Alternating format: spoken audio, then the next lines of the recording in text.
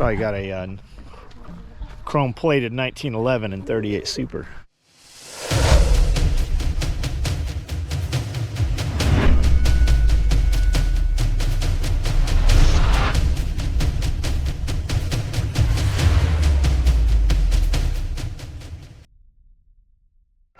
So here's this empty bowl.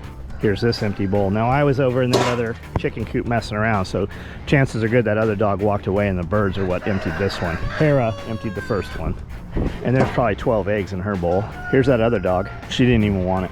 I'll take her and put her in a kennel to feed her so the chickens can't get in there and eat it, and she'll just lay down and go to sleep. She's just not interested in it. Here she is now. Now she's like, hey, where are you going? Well, I'm not done up here. I got a lot more to do. Man, it is nice out here, New Year's Day. I don't know what the temperature is. Let's see. What is the temperature? What's my weather guesser say? 67. It's warm enough that there's flying bugs out here.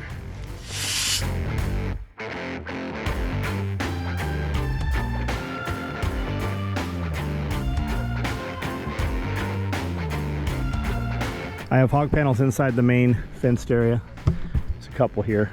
I'm dragging them around here up to here, and the reason for this, when we built this area used to be included in this area, so the dogs could get all the way over here and go through here, and now they can't.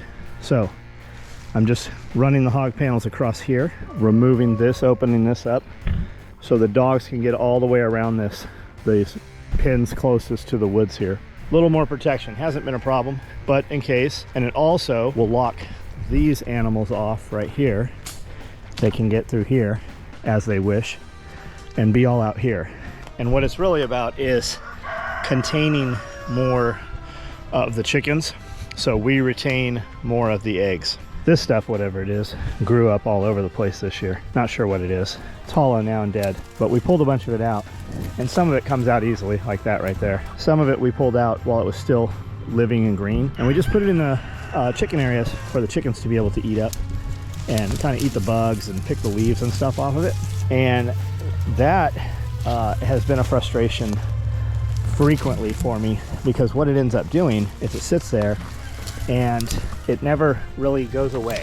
It doesn't break down because it's not in a compost pile, and it gets under your feet. It gets wrapped around your stuff. It gets wrapped up in your mowers. It gets everywhere. So just keep that in mind. It's things you don't know, right? You'll learn them, and it's something that you will never do again once you suffer the frustration of it. It's something that won't ever happen again.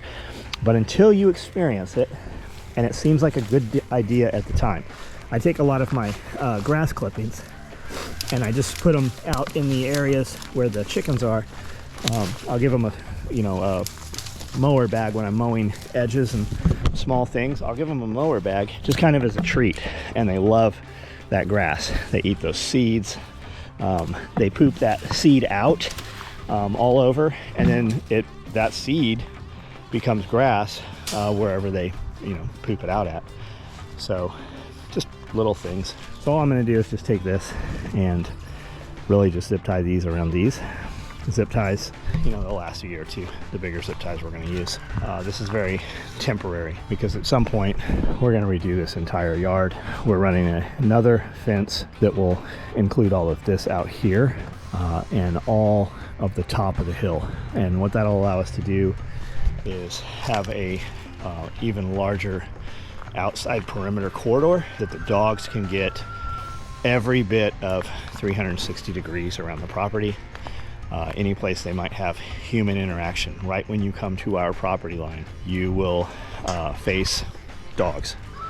We're pretty close to 360 right now. This will just encompass that, and it'll also allow us to run the sheep kind of in circles, so we can move them and just run fencing, open gates, close gates, and allow them to graze areas that they had not hit before. And what it'll also do is allow us to put in seed for grasses and pasture that we want there, and it'll allow us to keep the sheep in or out of there, and it'll also keep the sheep from overgrazing areas they have already grazed.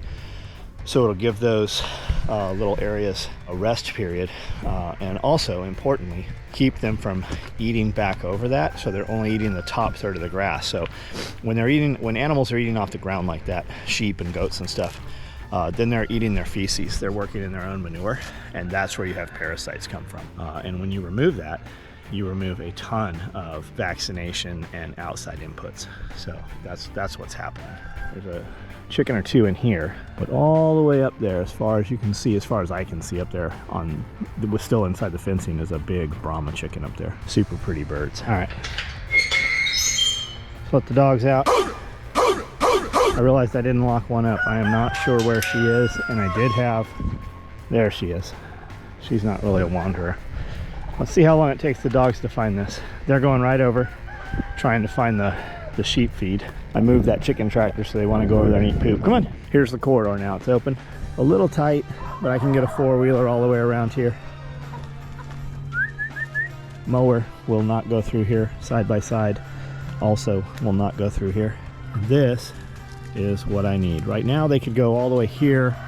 They could get here, but they have to go all the way around. This gives them patrol all the way around this chicken pen. These chicken pens. They're smelling some area they've never smelled. That fence was across here, and now it's about 6 feet back here.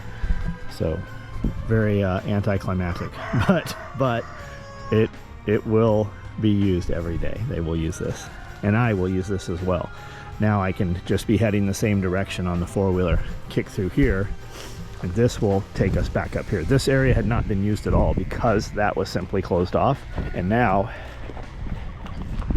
we can come right through here. Here's the backside. The chickens eating seed heads and stuff out of that straw.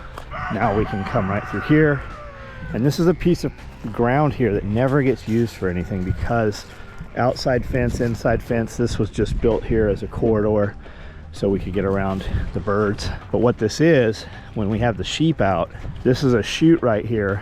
We can run them into it, block it off with a panel, and then walk them back with another panel. Then we can get a hold of them very easily if we need to.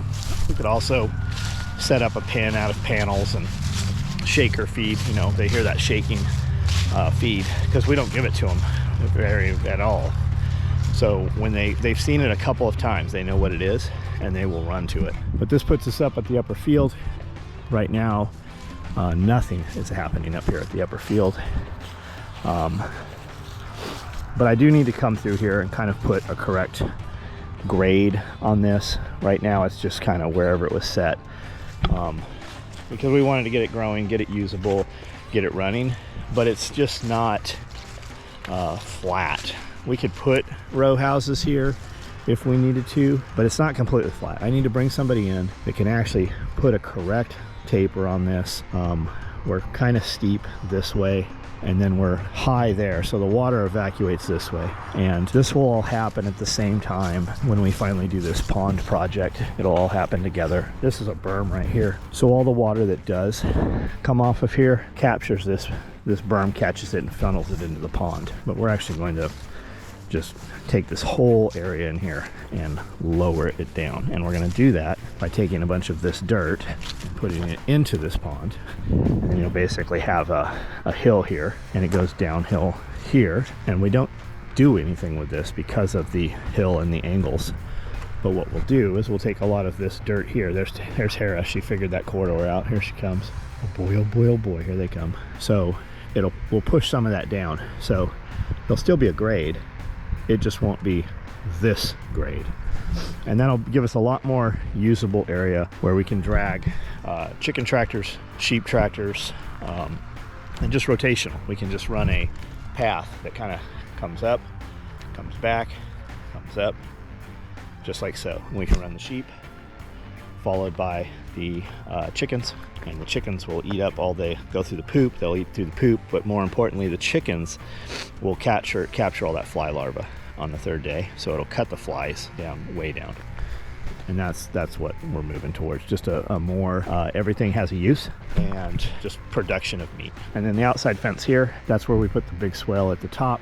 There's the swale at the top, and we're going to eventually, we'll keep this fence, but there will be another fence that connects in, which does right now, but we'll carry it up the hill on the edge of the property where the cliff is. Those trees will basically be in the fence. These swales will be in the fence, and all of this swale will be in the fence. And that'll allow us to, the dogs will have access, which will keep deer out of there, so there won't be deer eating on whatever is planted in that swale. Plus, it'll give us a lot more ease to run sheep through all of this area here. Been cleaning up all weekend and organizing, moving stuff around, so I got a lot of excess stuff in here, things that I couldn't leave out there because the dogs might chew on them if I leave them out overnight. So last night when I was cleaning out all the rabbit poop trays, these rabbits were pulling hair, and you can see that today we have fresh new baby bunnies, and she actually had them in the box. I don't know how many are in there, but 6, 8 maybe, at least 6 that I can see. So everything is going as planned. Bugs is out, and twice while I've been in here he's run by and done this bunny hop thing and pissed on me.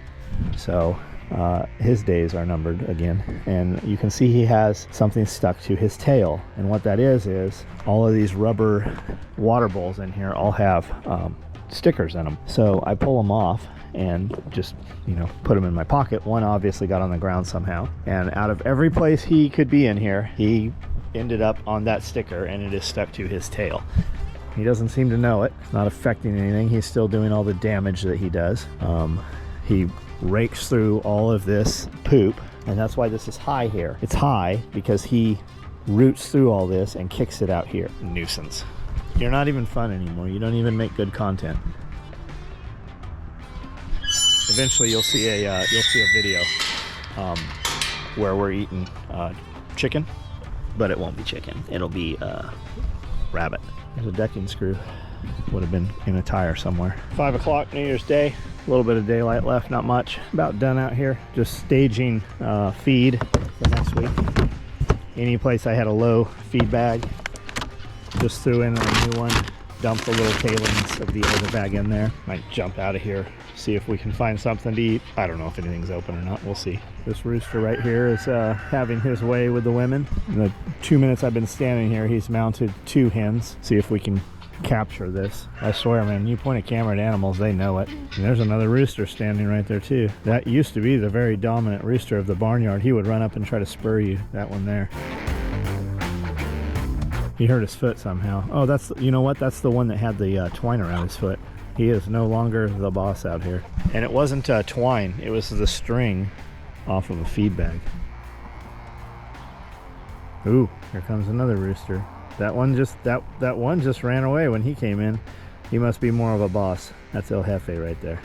Probably got a chrome plated 1911 and 38 Super. That Barred Rock rooster came running in here and just jumped on one of these hens 3 times in like 5 minutes.